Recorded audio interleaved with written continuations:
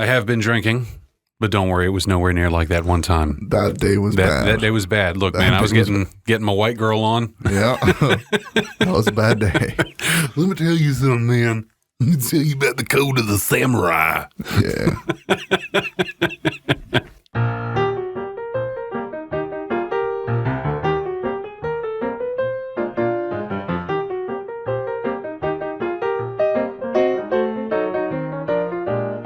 Well, hey guys, what's going on here? River Sullivan coming at you right here, right now, for this evening tonight. And with me here, yet again, for another adventure into the second season already of episode 2, season 2, my friend and hetero life mate, Mart'in. What up? So what's going on, man? Oh, just getting ready for some mystery episode here. It's a mystery episode. Oh, yeah. I like it. Very interesting mystery going on in the world. You have a sweet chocolate voice. Sweet chocolate. Brown cinnamon voice. That Mexican sugar. The Mexican. What is Spanish for sugar? Azúcar. Suki. What? Azúcar. Oh, I like my way better. Yeah, suki. It's like Japanese. So I guess this week we're going to be talking a little bit about the Hinterkaifek Murders, which was a small farmstead between the Bavarian towns of Ingolstadt and Schrobenhausen. Apparently is 43 miles north of Munich. It's become infamous as a scene of one of the most gruesome and puzzling unsolved crimes in German history. On the evening of March 31st, 1922, 6 inhabitants of a farm were killed with a mattock. The 6 victims were as follows. The parents, Andreas Gruber and Kaisila Gruber. A widowed daughter, Victoria. Victoria's children, Kaisila and Josef, 7 and 2. And the maid, Maria Baumgartner. As I read directly from Wikipedia, which is all I really know. So now I defer to my good friend Mart'in to tell us a little bit more here about this gruesome murder as I speak with this slightly announcer voice to really kill the mood. Yeah, well, it's all good. So in this farm, like you said, there was 6 people living there, including the maid, which was she stayed there. And what's funny about this, well, it's not really funny, but what's sad about this, the maid got hired the day before because the previous maid that they had, she was complaining that the place was haunted. So they thought it was ghosts. Well, we don't know yet, but so I don't know if she got fired or I'm not sure about that, but she left. She left. You're talking about the maid that was killed. The previous maid. The maid that got killed, that was her first day on the job. Now, according to the wikis, we're saying here, 6 months before the attack, the family maid quit. Widely claimed that her reason for leaving was that she had heard strange sounds in the attic and believed that the house to be haunted. Correct. But everything is apparently unsubstantiated from police reports and whatnot. Right. So they, the family, they found, on one instance, they found a footprints, and that they came from the woods into the house, but there was no footprints leaving the house. Just one's going in. Just one's footprints coming from the woods into the house. They reported things moving around the house, things missing around the house, like a set of keys. You know what I mean? Like I'm guessing house keys because not really cars. Right. This was in 1922, I believe. Like I said, stuff moving around, things that don't belong, like a strange newspaper that they weren't even subscribed to. Then here comes the weird part about all of this. Okay. I believe the neighbors found them they were in a barn, and all the bodies, they were stacked on top of each other, and they were covered by hay or straw. So like body covered up, like somebody did it, tried to hide him. Yes, absolutely. They were up on the autopsy. They found that every single body had fractures on their brain. Not on the brain. I'm sorry, on their heads, fractured skulls. Their face was beaten up. They had cuts all over the bodies. I believe the daughter, she was strangled. I think she was the only one that was different from the other ones, which kind of indicates that the whoever did the murders, they probably weren't planning on the daughter, or something happened for that person or murderers. Yeah. Now I do have some of the things from the police report also pulled up here. Okay, go ahead. Inspector George Reingruber and his colleagues from the Munich Police Department investigated the killings. The initial investigations were hampered by the number of people who had interacted with the crime scene. Apparently they'd moved bodies and items around, and some people apparently even cooked and ate meals in the kitchen. A little weird, but okay. Different times, different strokes for different folks. But it says here that the discovery of the bodies initially was 4 days had passed between the murders and the discovery of the bodies. Correct. April 1st, some coffee sellers, Hans Scherwowski and Edward Scherwowski, arrived in Hinterkaifek to place an order. Nobody responded to the knocks on the door and the window. They walked around the yard, but found no one. They only noticed that the gate to the machine house was open before they decided to leave. Kaizila Gabriel was absent without excuse for the next few days of school, and the family failed to show up for Sunday worship. Back then, you didn't show up to church, yeah. Something wrong. Yes. On Monday, April 3rd, the postman, Josef Mayer, was delivering the mail at Hinterkaifek when he noticed that Saturday's mail was still where he'd left it, and that no one had been in the yard. Now, did you say there was snow, right? Whenever I don't know if there was snow whenever the people were murdered, but they reported. Yeah, because I'm quoting from the wiki, and it said that nobody had been in the yard, and it flagged it as citation needed. Right. I'm guessing April. Yeah, April. There's probably snow, and I mean there was no Xbox or PlayStation back then. This is Germany. So yeah, Germany, and there was nobody out there on the Xbox or the PlayStation. Here's another weird thing. The daughter, she was found right next to where the people were stacked up, but it was revealed that she died later on, I think a day later or something, meaning that she got assaulted, right? And she got dumped there, but she died a very long and agonizing death. I was actually just reading that. They said people that were found in the barn, they were drawn to it by restlessness in the stable from noises from the animals. Oop, hit the microphone. It says a later attempt, however, revealed that at least human screams from the barn could not be heard in the living area. So it says it raised the questions as why the 4 eldest members of the family went to the barn in the first place. Correct. Why did they go to the barn? I have no idea. As I was saying, they found that she was pulling her own hair, probably in, pain or Which one? confusion. The girl that died later, which is a very creepy thing. Also, the neighbors reported. So by the time the people were murdered in the barn, the neighbors reported that a couple of days after that, they could see smoke coming out of the house. Yeah. So the chimney, like somebody had built a fire. Yes. The cows were milked. The eggs from the chickens were picked. They were taking care of the barn of the farm while the people were murdered. So meaning that whoever did it, they stayed there for a little bit. There was Albert Hoffner. It says was there after the crime doing repair work. Yes, on the house. On the house, I believe he was doing some mechanic work on farm equipment. Yeah, it said the doors to the house were locked. Heard dogs barking inside, but then at the end of his repair, it says a dog was tied up outside instead, and the barn door was open.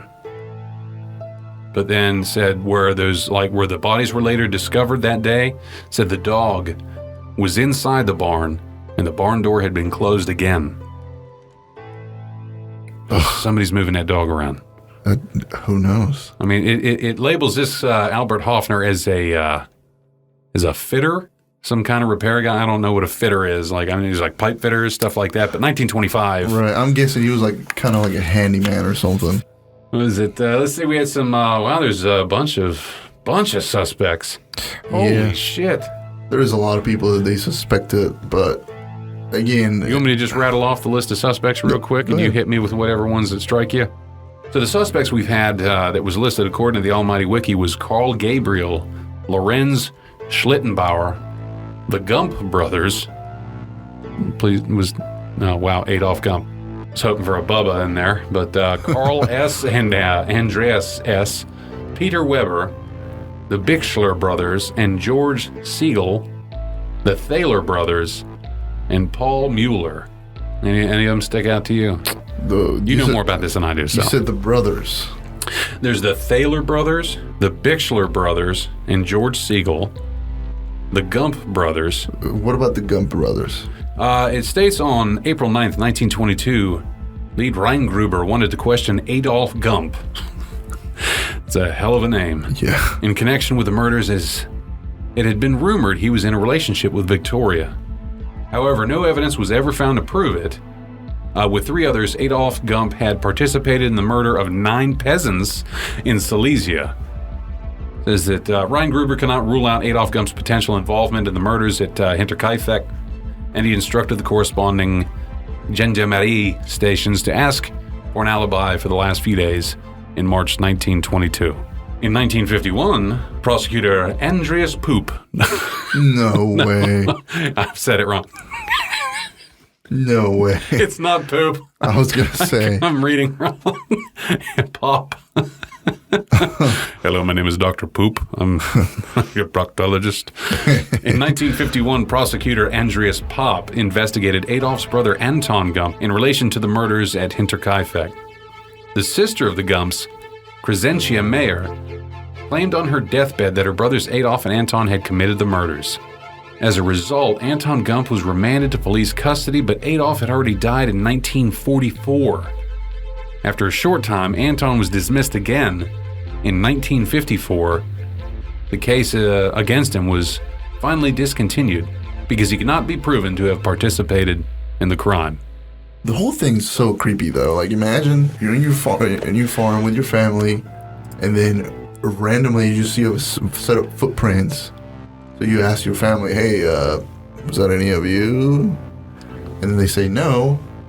So what do you do? I mean, I'm guessing like nothing. What can you do? But then strange things start happening, like things moving around the house, stuff missing. Then I think they were saying too, like they were hearing stuff coming from the attic, like noises and footsteps and stuff like that. I'm trying to find on here too where they had that, because like I said, you know more on this than I do. Right. And then the maid saying, "Hey, this place is haunted." So yeah, I saw where like the maid had quit because she's heard strange sounds in the attic and believed the house to be haunted. There was what it says right here. He discovered tracks in the fresh snow that led from the forest to a broken door lock in the farm's machine room. They think maybe it was the machine guy, the fixer. It says, while this alone was not unsettling, it was the fact that the tracks did not lead away from the house again that unnerved him. You know what else is unnerving? What? We're no longer just on YouTube. Whoa. Public service announcement. Public service announcement coming at you hot. Figure we'll take a little break here from this just for a second here, guys. Also to let you know that this is our first episode that will be uploaded that was not just uploaded to YouTube. We're finally live. I put it out on social media. We got to make sure we put that on the Twitter page, by the way. Yes. So we are live right now, guys. We're being hosted through Sounder for our podcast, but it's also being run through Spotify, Stitcher, and I also have the application in through iHeartRadio, which apparently takes 14 business days, or it can take 14 business days to approve. I'm also working on getting us on iTunes right now, but apparently because I'm a Windows user, iTunes doesn't want to friggin' work because I had to create an iTunes account and all this. Like, I don't want iTunes. Like, as soon as it says you had to create an iTunes account, I got scared because now every time I turn on my computer, it's going to tell me I have to update iTunes. And I've never downloaded it. But yeah, guys, definitely make sure you check us out there. It won't just be on the YouTubes now, so you won't have to worry if you're listening from your phone about letting the screen die or anything like that. You can download it directly from Sounder. That's right, guys. You can definitely check us out directly from the source here from Sounder. That'll be thiseveningtonight.sounder.fm. That'll take you directly to us, or just feel free to search us on good old Spotify. Like I said, we're also being hosted on Stitcher, so get yourselves out there. Dollar Shave Club, Harry's, Razors, Manscaped. Return our emails and my phone calls because we're growing, and we want you all to be on the ground floor here for the investment.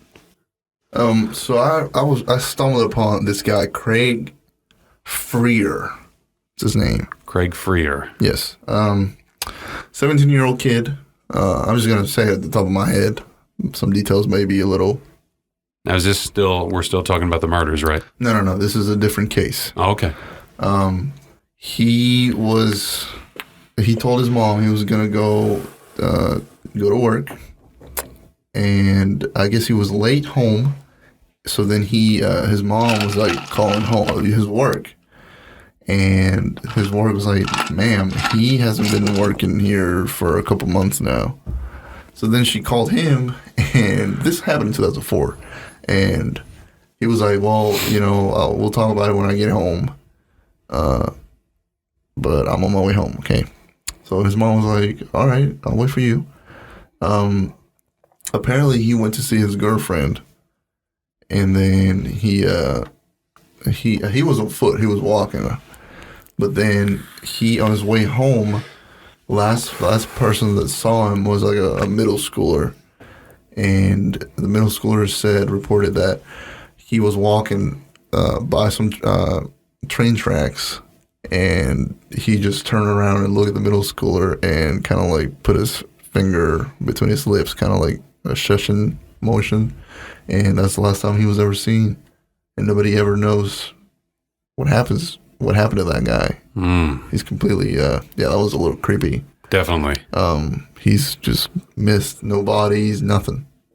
Just vanished. Just didn't technically really even do anything or? Nothing. Nobody knows. So he's just creepy. Yeah, because, I mean, it's just like the fact that he told his mom, we'll talk about it. And apparently she told him, hey, just call your work. And they said you haven't been there for months.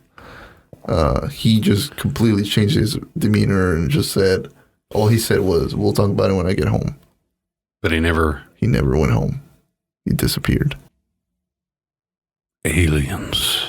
Aliens. Now, we're on the subject of some creepy ass stuff. Oh yeah. You need to get your ass on Netflix and watch Don't Fuck with Cats. Don't Fuck with Cats is the name of it. It's like it's a documentary about hunting the first internet serial killer. That me and my girl watched it. Well, we watched the first episode and she couldn't watch anymore. Like, I went into it watching. I'm like, it's a docudrama. Like, it's a play on it. I thought it was fake. It's called Don't Fuck with Cats. Yeah, and it's real. Like, it really happened. Like, in the news. Like, this was like early mid 2000s, and like YouTube was still kind of in not really infancy, but what was really starting to stand up on its own, and didn't have a lot of the the safety features and sensor features available. Okay. And so there was this videos getting posted, and people they go, oh, look at this. It was like I Play with Cats or whatever was the video. It's got this guy, and he's got like a hoodie on. And he's got a cigarette in his mouth and some music's playing in the background. He's got these two kittens, and he's just kind of playing with them. It's like kind of like they're little dolls, like Barbie and Ken dolls, but they're kittens. And then it flips, and he's got these kittens in a like a food saver bag, unsealed, like one of those vacuum bags that you use your vacuum to. Right. Yeah, I know. Yep. Yeah, for blankets and stuff. He's got these 2 cats in it, and he hooks that vacuum up and sucks the air out of it and vacuum seals and kills those cats. Ugh. I haven't watched the full videos of it, but the way that it's described, because they don't really show the full videos in this documentary, but they have the people that were involved or the people that watched it, they pretty much describe what happened. They said there was like one point where like a kitten like looks at the camera with this look of like, huh? Ugh. And then like later on he like posts videos, like this guy posts videos of like, yeah, he had the dead cats now, and like he had them in the freezer, and then he like takes them out and he plays with them. What in the fuck? And these people that watched all this, they established a Facebook group, and it was called like Find the Cat Killer for Great Justice. And these people went like full on Scooby-Doo, man, there's CSI. There's on some it. awesome, like on Reddit and all these sites, there's some awesome people that they investigate stuff. I think there's actually been a couple criminals that they've been brought to justice. Oh yeah. That's pretty much the story of this. Okay. Because the people that were really taking the lead on this, The internet. like. Well, it was like the people in this Facebook group, right? There was a couple of them. They were really taking the lead on it, and like people were like, we analyzed music in the background, and like we ran facial recognition software. Dude, I've seen it to where they can be like, okay, so the shadow precision, that means that there's a window somewhere over here, and then like there was one. They were like, oh, we found there was like a traffic light. We researched all the traffic lights on the planet, and there's only a traffic light like this in like Toronto, Canada. And then we ran Google Maps. People were just like, you got this street, I got this street, and then they just like started clicking, looking for this exact like traffic light in there, and were able to track down the location. And then there was like one with like, oh, there was a gas station like price sign in the back, and then we saw like a tree. And then they went on like Google Maps and were able to triangulate the position visually. God, because like this guy started going, it was pretty much the birth of a serial killer. Right. Because he would like post in the comments, it was like, oh, maybe I'll try for real next time. And eventually he uploads a video called One Guy, One Ice Pick. And it's just like this unconscious Asian dude that's just stripped naked and blindfolded. And he kind of like caresses his face a little bit. And then just stabs the shit out of him. The same cat dude? Yeah, the cat dude. Like, what? That's where they say that. Like most serial killers start working on the animals first because you can overpower that easily. He actually did it. And like he actually did it. And like this group had been like reporting this guy that they thought that they had found. I don't like. Are you going to watch this show? Because I'm definitely going to watch it. I'm not going to spoil it for you then because is it a show or is it a documentary? It's a documentary. It's only 3 episodes, and the end. The last episode, how they tie it in, not really a tie-in, but like you feel like they're like, shit, this is a movie because how messed up this guy was in the head, and how like atypical like movie type serial killer he was. Like he's like leaving these clues. Have you seen Mindhunter? Yes, it's amazing. Mindhunter is amazing. It's a really good show. That dude that plays Ed Kemper. Oh, dude, terrifying. And like he was in the Umbrella Academy. I don't remember him, but he was the secret agent, like the agent, him and like. I didn't really like the show. Charles Manson. Yes. Amazing. Oh, that dude that played Charles Manson in that show, that was spot on, man. Perfect. Oh. Same thing with the dude that threw the bird in the fan. I haven't seen that, but thanks for the spoiler. Oh, wait, you haven't finished the show? No. What is wrong with you? Wait, what episode are you on? Are you on season 1 or 2? I'm season 2. That shit already happened. No. They just now interviewed Charles for the first time. Yeah, no, this guy was before Charles Manson. He had like the bird in his hand, and he was like stroking it and talking to it, and they were interviewing. He had a bird, and he's like, see how much I care? First season? I'm pretty sure. It's been a while. You know the dude, though, that plays the not the young kid, but the other FBI agent, the older one that does like the road stuff, how he got on road school. He smokes all the time. Oh, yeah, I know who you're talking about. I watched a movie the other day, Shot Caller. It's on Netflix. It's about a dude that commits like white collar crime, or not white collar crime. So he's like a white collar like stock exchange guy, and gets into a car accident because he was drinking and wasn't paying attention and like involuntary manslaughter kind of stuff. Goes to prison. Long story short, he ends up becoming like the shot caller for like the Nazi lowriders, like the Aryan Brotherhood and shit like that. And like he ends up being the shot caller. Like goes from stockbroker to Big Homie. Nikolai Coster-Waldau, the main guy. Wait, what are we talking about? The actor in the movie. Yeah. But the guy, the road school dude becomes, like he's in the movie as the Beast. The Beast. And I saw that, and I was like, you see him with his big beard. He's standing there in, like, flip-flops and boxers. He's shirtless, standing there, like, with just tattooed head to toe. And I'm like, having seen Mindhunters and then watching that, I just looked at him and went, yeah, there's road school. Huh? All right. You've become the very thing you swore to destroy, Anakin. Yeah. The Beast. Like, it's a legit movie. And that dude is a really good actor. He is. And, like, he just has that voice, though. Like, that just... That smoky, yeah. Yeah. I hope my voice will grow up one day to be just like his. Wow. We were talking about the internet detectives. Mm-hmm. Do you remember when Shia LaBeouf, he had He Will Not Divide Us? Was that the one where he's like there with the Anakin Skywalker ponytail just going no for 20 minutes? No. This was, I think this was Or was that the webcam thing he set up? Yes. He set up that webcam that he would just hang out by, that people could just show up and scream because we hate that guy, we hate the orange dude. It was a live stream, 24/7. Yeah. And people could just come up and people can just do what they wanted. And how many people jerked off to that? I don't know, but just like chat roulette, just walked up and was like. So it was supposed to be an anti-Trump thing. Yeah. And he was like, he will not divide us. And there's just people gathered around that, he will not divide us. But then a bunch of people started going like, Hitler did nothing wrong, like just doing stupid stuff in front of the camera. So Shia LaBeouf got mad. And he was like, you know what? I'm going to move it somewhere else. Look, man, I liked Shia LaBeouf. Like, I appreciated the movies he was in because I feel like he was a decent actor. But at some point, that dude just snapped. He's got an anger problem. I could tell, and I think it was brought on by something that was a little bit induced. I don't know. Was it smoking the devil's lettuce? No, because that won't happen because nobody gets that mad on the weed. Yeah. I don't even know. Like right after that, I think I've cussed twice. I've said weed. That second time now. Well, I don't know if this episode is going on the YouTube or not. Yeah. Yeah, I probably will. Fuck it. I'm not worried about the algorithm. So, because we're out.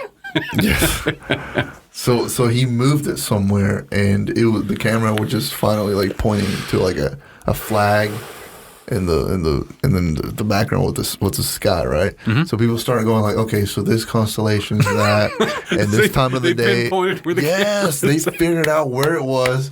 So they actually found the camera. And they started in front of they just they got in front of it and started going again with the same thing. Hitler did nothing wrong, And then he moved it. The beauty of the human ingenuity right there. Dude, I love it. And then they moved it somewhere else. You can't stop the trolls. I know. They moved it. He moved it to like a room, and it was just like it had a background, but they figured out that, oh, wait a minute, there's a window right next to it. So they figured out, but because of the shadow and the time of the day, that somehow they figured out where it was.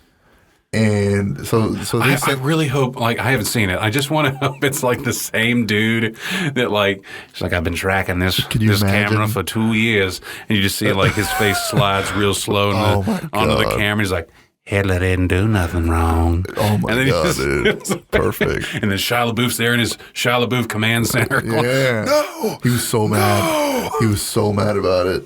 I heard he found God. I heard he's, like, rehabilitated and he's religious now. I don't know. He's a strange dude. He might just be doing that for publicity. Yeah, he is. It was funny, though, not to get too political, but the other side of the aisle, while Shia LaBeouf was talking about the whole division thing, the other side of the aisle was saying the same thing about that other guy, rhymes with Obama. Oh, wait, it's Obama. Oh. I mean, people were saying the same thing about him as they were saying about this guy. Like, it is what it is. Yeah. It's a pendulum, man. Yeah. You're going to piss off one side, so I think we're just taking turns. Yeah. They just go to see how long we can get mad, and they go, all right, let's swing it back, let them calm down for a little bit, and that side will get mad for a while. We'll see. And that's us tap dancing now. Out of politics, because we try to stay off of that and away from that from this show. Play me off piano music. Go.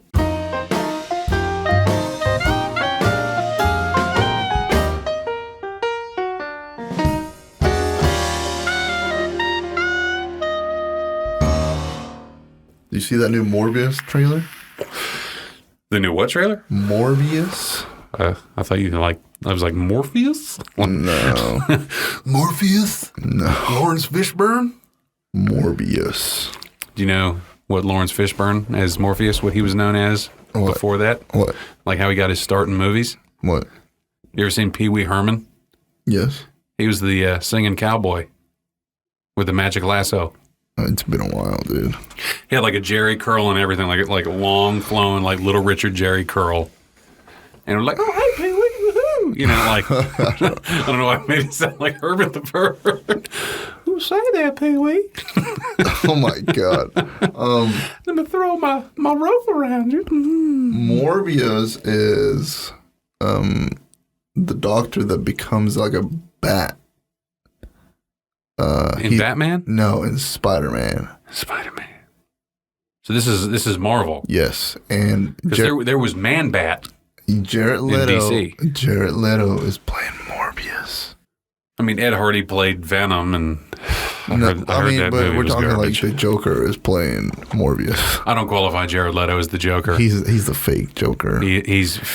I'm sorry for all the fans of Jared Leto, but he is the worst Joker we have ever had. That is the Joker for like the meth head universe. Listen, that is the Joker for people that play Fortnite. To me, that is the Joker for the people that are like, chicka, chicka, chicka, got my Vicodin, Boone County mating call. Woohoo, Joker, get my tattoo. I don't know. His Joker was so bad. I mean, that was the most shredded Joker I've ever seen in my life. Don't get me wrong. Like, good for you, Jared. Yeah, but here's the crunches. thing with the Joker, dude. I don't see the Joker as working out, as doing sit-ups and doing push. Joker would never do that. Mm-hmm. What the hell? He would never. He just got naturally shredded. Like Jack Nicholson falls in that vat in like the old Batman movie and comes out as Jared Leto shredded because it just melts the fat away. Because that, you know what that vat was? Lipozene. It was like what? You ever seen those Lipozene commercials? Yeah. Just melts the fat away. And your muscle tissue and your bones. The Joker would never sit at a tattoo shop to get tattoos. No, he would have done them himself. And even with like a soldering iron and just melting a comb into a cup for ink. Even like with that, I don't see him doing that. Like, what? He's the hipster douchebag generation Joker. That was a horrible Joker, dude. You know, I've learned just real quick on tattoos. Everybody gets tattoos nowadays. Like it's just like trendy. It used to be like, oh, it's the scary bikers and the veterans that get their tattoos. Now everybody's just sleeved out. That's why I'm actually very happy. I only have 3. I got forearm and then 2 shoulders. And I don't show them off too often because I'm getting older and I found hair on my shoulder the other day and that was terrifying. Heroin? What? You said heroin? Hair on my shoulder. Oh. There's some hair. There's some brown on my shoulder. Oh, what is this fine dust on my shoulder? Hello, darkness, my old friend. No, what's messed up is I'm going silver on the sides here, which I'm fine with because it's that good silver fox look. But you get 2 hairs on your shoulder and they are jet black. Like they have a sheen to them, like I'm putting conditioner on them. Right. How's that happen? Don't know. Don't like it. Who knows? Weird segue. Somebody told me the other day that if I painted my hair like black, it's like, what? It's the color of my hair. Is your hair black? Yeah. Yeah, it is black. Yeah. Like the night. But it's my weird. hair is the color of my soul. It is weird because like now I'm going to drive home and I'm going to be thinking about Hinterkaifek and that's going to be creepy. That tried to come off as creepy, but that sounded more like a doo-wop. Yeah. Big girls don't cry. Big girls don't cry. Just think about, I mean, I've had some weird, strange stuff happening to me. There's one time I went home from work. Is this going to be one of those stories where something's rubbing in its shoulder and you're just making shit up as you go along? No. Okay. No. Because it started out exactly like that last time. You're like, this one time. I know. I'm sorry. Wait a minute. Creepy music? No? Yes, no. This is a legit, true story. I went home. I opened the door. And so my house, whenever you open the back door. Just real quick. Creepy music is going in here right now anyway. Do it. whenever you open the back door, you can immediately see the door that goes to the basement. Okay? It's like 5 steps, and you can see it. It's right there in front of you. You had me at basement. I'm already terrified. Yeah, my basements are horrifying. But my basement, I keep it very lit. So, this is so creepy. I opened the door, the back door, and immediately, as soon as I opened my door, I saw the basement door wide open. And all you could see, it was so dark that all you could see was the first 2 steps. It just eats all light like a black hole. It does. Basements eat light, especially when they have that creepy factor. True story. So as soon as I saw that, the hairs on the back of my neck just stood up. And I was like, what the hell? So I immediately closed it. It wasn't even locked or anything. So I closed it up, locked it, and I went to bed and grabbed my gun. And I asked... But was it a squirt gun? It was a real pew-pew gun. And I asked my girl... You're breaking everything from the algorithm right now. Well... FAU. We already talked about weed. So, yeah. So long, YouTube. It's been fun. And we're talking about murders and stuff. So. Yeah. Anyways, I went to my room. I grabbed my weapon, pew-pew weapon. And then I asked my girl, I'm like, hey, did you leave the basement? Were you in the basement all day? She's like, I have not been there all day long. And we usually keep that locked. So one thing you should know is in order for that door to be to close, it has to be locked because the handle of it does not fully properly close. So you have to lock it with the bolt on the top of the door. Does that make sense? Yes. Meaning that if you were in the basement and somebody were to close that door, the only way for you to properly close that door has to be from inside the house. So meaning that if the door is locked and you're in the basement and you're trying to come in the house, you cannot do that. You cannot open that door from the basement into the house.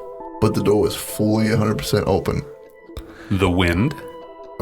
There's no way. That's what they always claim. I must have been the wind. So she said, I have not been in the basement at all. And so she let the dogs out through the back door, meaning that she had to...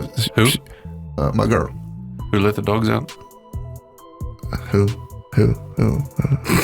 I couldn't help it. She let the dogs out. I'm like, so she let the dogs out. I gotta get it out of me. So she said the door was locked, obviously, because you have to walk by the door in order for you to, let the dogs out. Who? Yeah, okay. So anyway, so I grabbed my gun, grabbed a flashlight, and I grabbed my weapon, grabbed a flashlight. I don't care. Yes. Okay. And grabbed your boomstick. Yeah, went down to the basement. So the first 5 steps that I took down the steps, it was horrifying. I'm talking like creepy. So I turned the light on, and I have one of them LED lights, so it takes a minute to be fully on. Like if they flicker a little bit at first, so that didn't help. And I searched the basement and didn't see anything out of the ordinary, man. So I just went back to sleep. At any point, was there like a... I don't think so. All right, then you're good. You're golden. Well, it's not the end of the story. Oh, okay.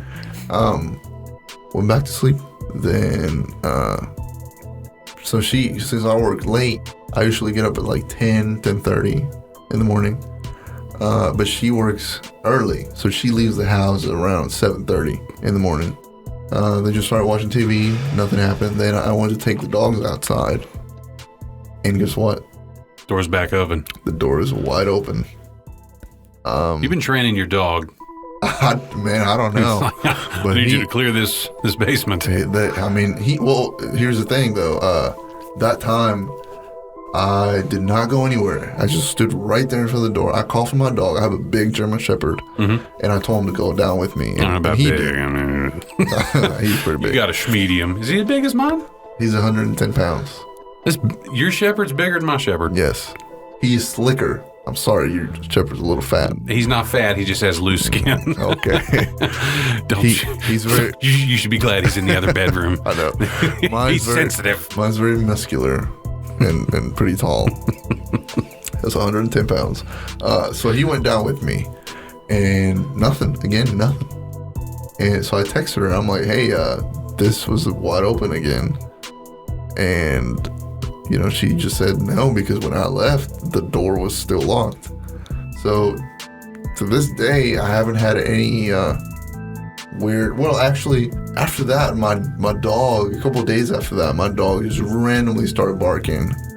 And this was like 12 at night. And usually he barks whenever there's deer out in the yard. And by the time he was barking, we had snow right in the backyard, because it snowed a couple weeks ago. And so whenever I opened the door to let him out, I could see a bunch of tracks over there in my yard. Like what kind of like deer tracks? I didn't go look at them, but they were big enough for me to notice. Did it look like a quadruped or a biped? I'm not a hunter. To be honest, I don't know. It might have been a deer or another dog. Who knows? Yeti, Sasquatch. Well, I don't know. But they came from the woods again, like Hinterkaifek. So I see what you did there. Yeah, but I mean, it's legit happened. So yeah, it's a very odd feeling that you get. Yeah, I was asleep one night here a while back, and my dog never barks inside for anything. Mm-hmm.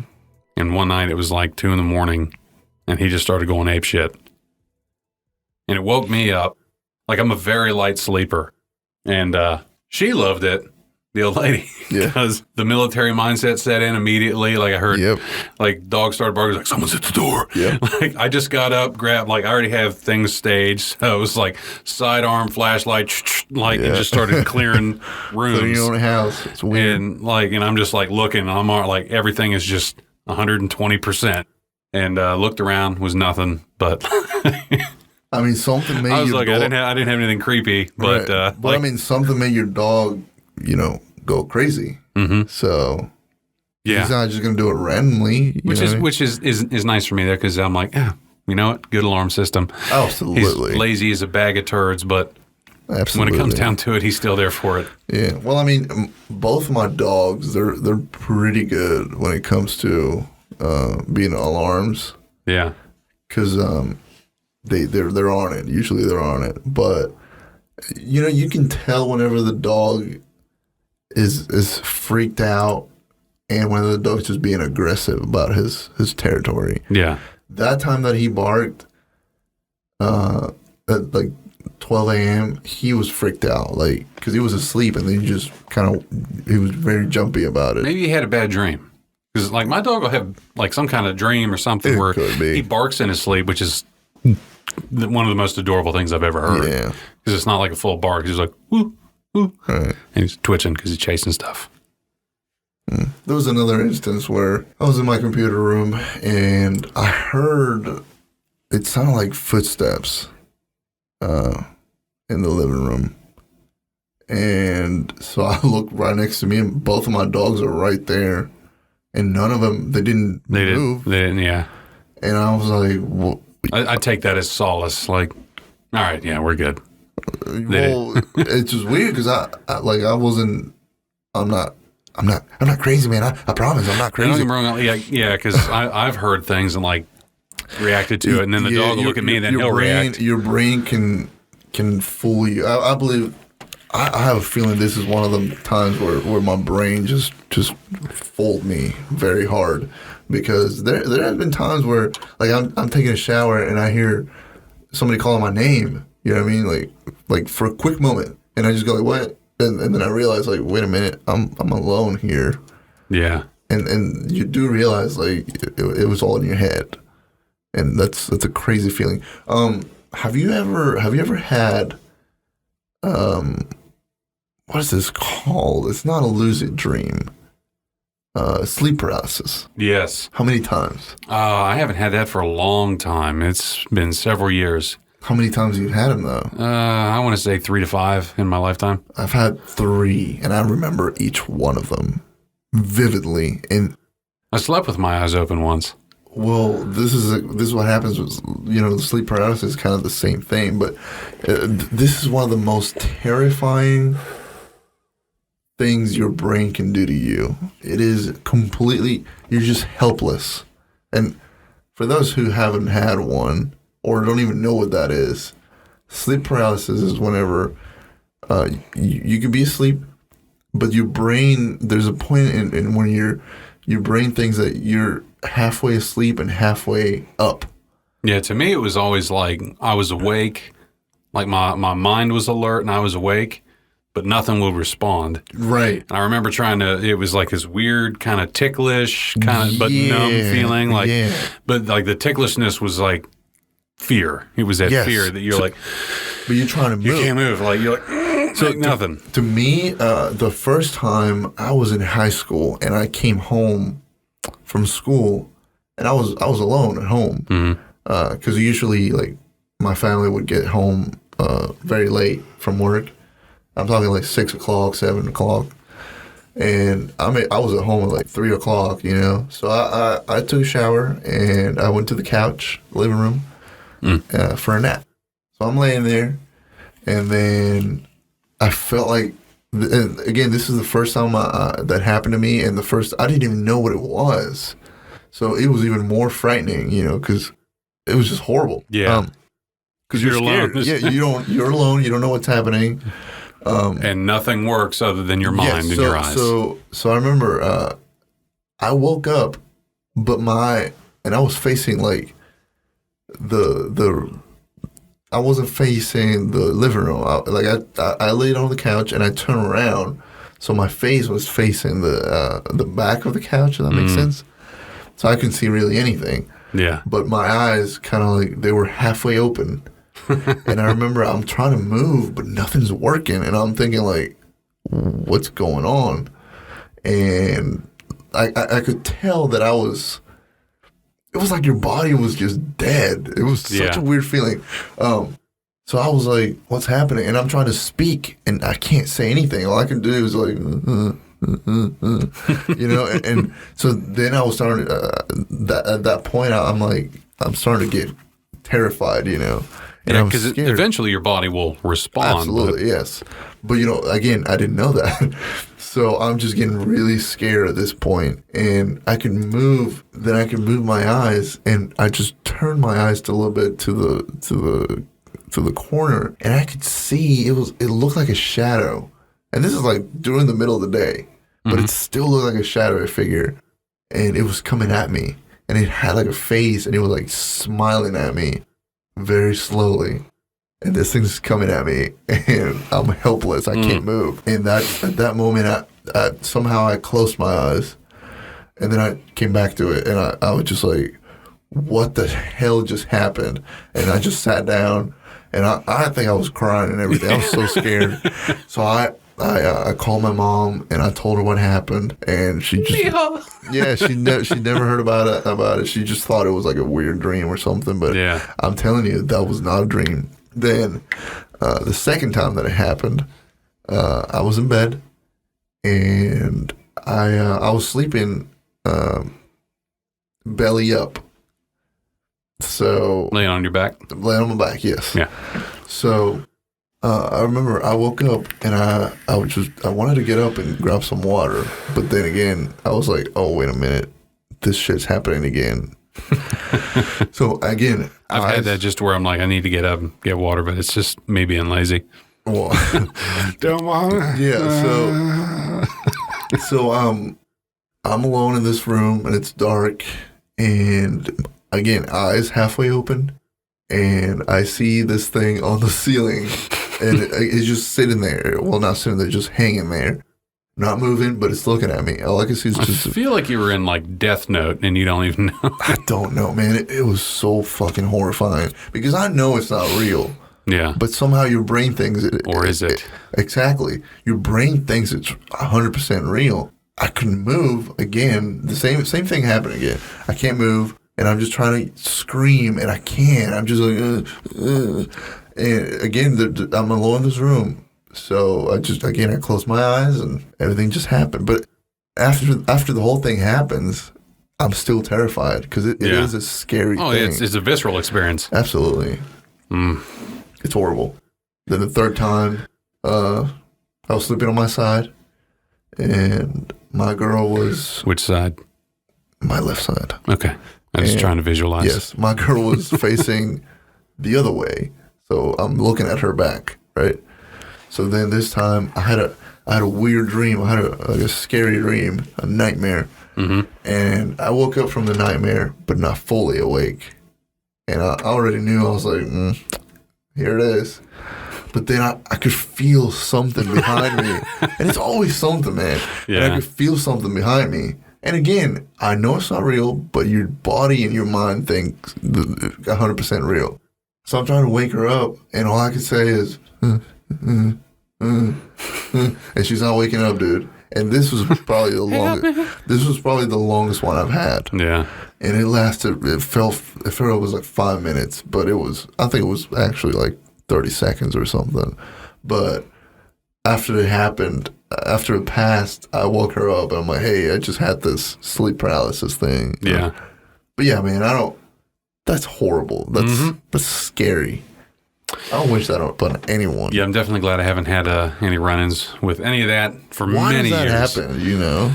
No, normally I'm a fountain of like these little tidbits of knowledge, but that's actually something I've never really looked into. Of course, like I said, it's been probably close to 10 years since I've ever experienced that.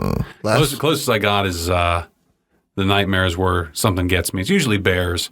I don't know why bears terrify me in my dreams, but it's that numb in your brain, like something's got you, but there's no pain, but it's just like everything, like your brain just blacks out, and all you feel is numb and fear. Right. But look, I'd rather have nightmares every night for the rest of my life, other than have, than have another sleep paralysis. I'm over that, dude. I'm trying to prevent that. That's terrifying, honestly. And again, like, you know what's going on, because I've been through it.